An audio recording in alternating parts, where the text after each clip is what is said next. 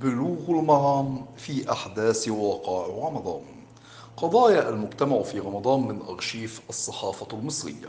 ستظل الصحافة المصرية وأرشيفها الممتد مرآة عاكسة لواقع المصريين على اختلاف أطيافهم على مدار التاريخ، ومعين لا ينضب أمام الباحثين عن حياة العوام من الناس، خاصة في العصر الحديث، وهو التاريخ الذي لم يكتب حتى الآن.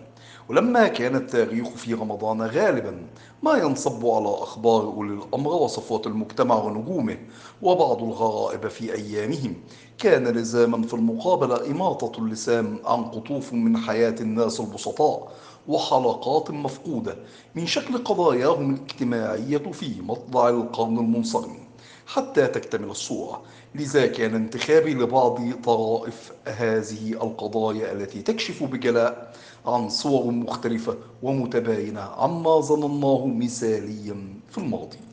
تعد قضايا النصب من الأمور الشائكة في المجتمع، ولعل أغربها في أرشيف الصحافة المصرية الرمضانية قبل 92 عاما مضت، وتصلح تفاصيلها أن تكون عملا دراميا بامتياز، إن لم تكن خيوط منها قد استخدمت بالفعل في أعمال سينمائية أو تلفزيونية أو مسرحية سابقة. هذه القضية من مجلة الدنيا المصورة في 3 فبراير عام 1932 في 26 رمضان، وقصة حسن عبد خضر من أهالي الدقهلية، عمره 33 عاما، ويعمل مدرسا في مدرسة الرشاد في المنصورة. كان حسن عبد يمتلك من المؤهلات الشخصية ما سهل له الصعود السريع، فقد كان قوي الشخصية، ذا نفوذ كبير على محيطه، متوقد الذكاء، واسع المطامع، علاوة على إجادته للغة الإنجليزية والفرنسية والإيطالية واليونانية بشكل مدهش. وكانت هذه الإجادة للغات المختلفة من أسباب نجاحه، فسرعان ما أصبح سكرتيرا لدولة محمد محمود باشا أثناء رحلته لأمريكا للاتصال بالمستر فولك، عضو مجلس الشيوخ الأمريكي الذي انتدبه الوفد المصري للدفاع عن القضية المصرية في أمريكا، ثم أصبح سكرتيرا شرفيا للمفوضية البريطانية في جدة، وأخيرا سكرتير لشركة نطرات الشيلي في مصر. كان لحسن صديق من موظفي إحدى المفوضات الأجنبية، زوجته إيطالية حسناء، ولها شقيقة لا تقل عنها جمالا وحاصلة على شهادة التجارة العليا. لما رآها حسن هام بها، وأخذ يوهمها أنه موظف كبير يتقاضى مرتبا باهظا، وراح يغدق عليها الهدايا والعطايا حتى وقعت في شباكه.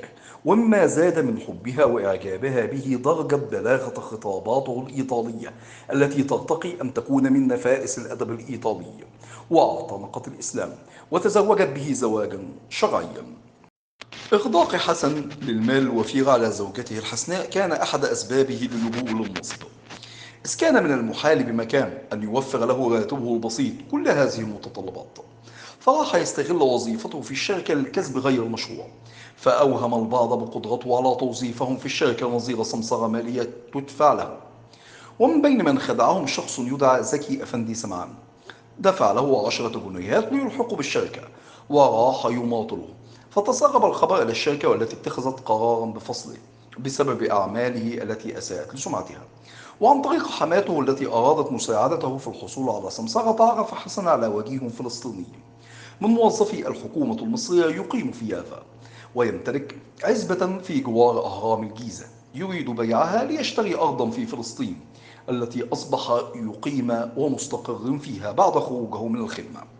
حتى يحكم حسن الفخ حول صيده الجديد، فقد ذهب إلى أحمد أفندي خيري وكيل شركة نطرات الشيلي، وأوهمه أنه يعمل لصالح شركة إنجليزية جديدة في مصر، ويريد مساعدته في إجراء معاينة لعزبة وإعداد تقرير عن مساحتها وحدودها وحالتها وقيمتها من الباطن، دون إخبار صاحب العزبة حتى لا يضيع عليه مبلغ السمسرة إذا عرف صاحب العزبة الشركة الجديدة واتفق معها مباشرة.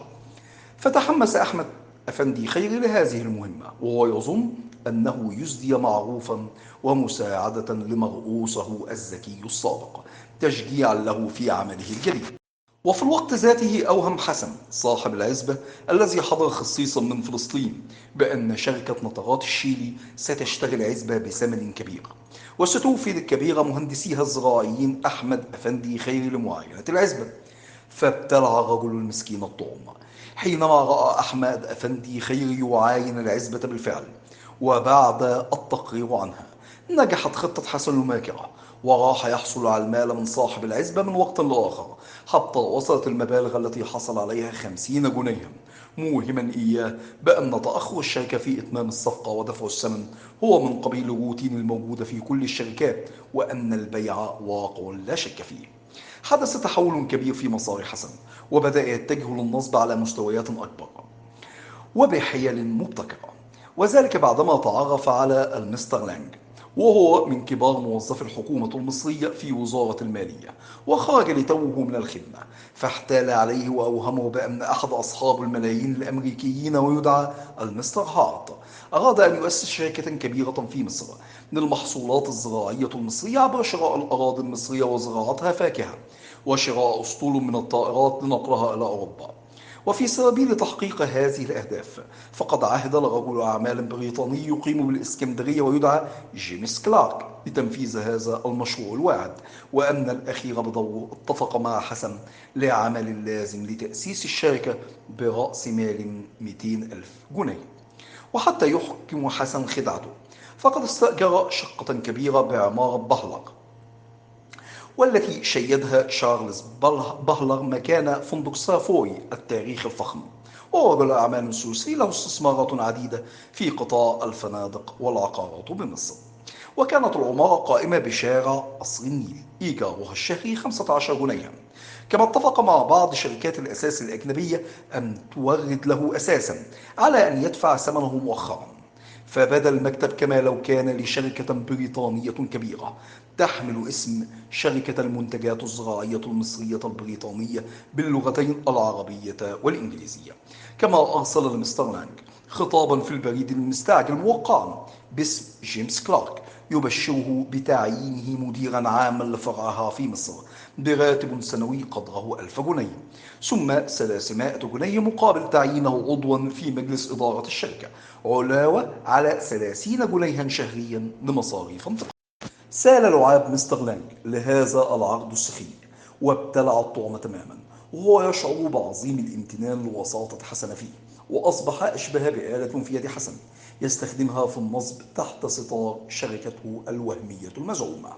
راح حسن يغري أصدقائه من الموظفين على ترك وظائفهم والالتحاق بالشركة الكبيرة بمرتبات تتراوح بين 20 جنيها و50 جنيها، ويحصل من كل واحد منهم على عمولة لنفسه مقابل ذلك. ومن بين ضحاياه مستخدمة في جريدة الإيجيبشن ميل بمرتب 6 جنيهات عرض عليها العمل بالشركة مقابل 8 جنيهات.